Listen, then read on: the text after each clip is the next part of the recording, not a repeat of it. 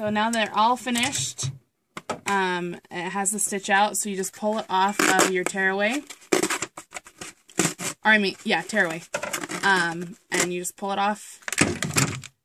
And then grab your scissors, and you just cut it like normal.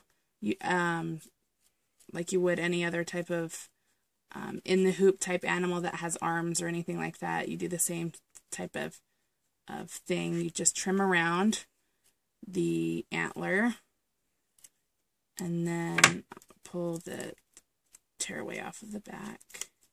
So there's your antler, and then you'll just flip it inside out.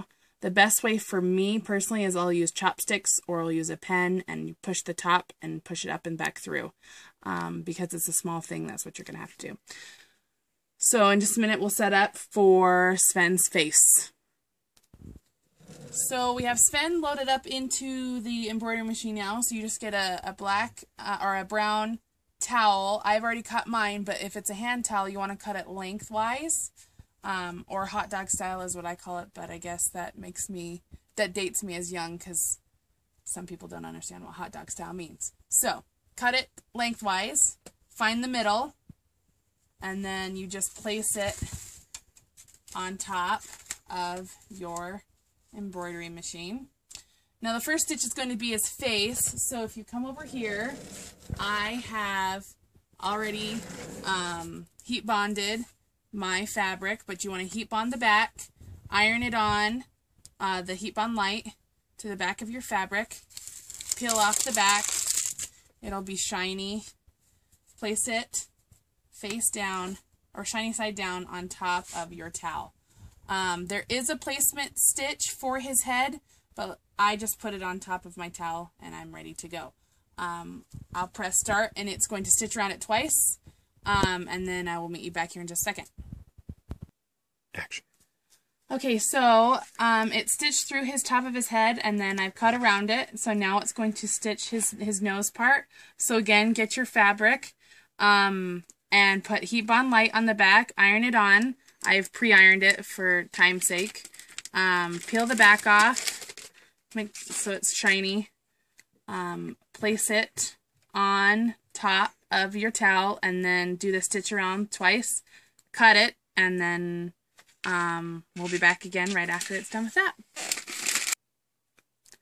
So now it's stitched out it's his nose, and I have already cut around it. So the next stitch it's going to do is the antlers, and they're going to be tacked in place.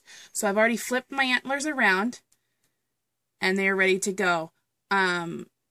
Sven in the movie has this little bump facing inward on his antlers. If you want, you can face them outward, whatever you so choose. So the next spot is going to be the tack down for the antlers. If you look at Sven, I've made it so that the tack down specifically goes right across between its ear and his hairline. That's exactly the line that it's going to tack down.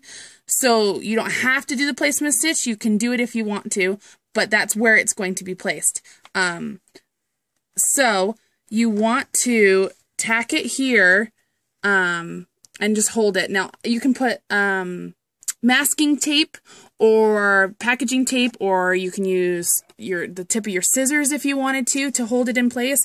I just use my fingertip, and it will tack down the antler where it should go. So if it will go through it twice, so you can put the placement stitch down if you want to. I just use my fingers and do it once. Don't worry about the extra here. We're going to trim that off. So it's just tacking down my antler in place. And then I'll do the same thing for the other antler as well. So it's going to move over. I'm going to hold it there with my finger because I'm crazy. 20 seconds. And it's going to tack it down as well right along the line. And it will do this twice, and then we'll be back to show you the rest.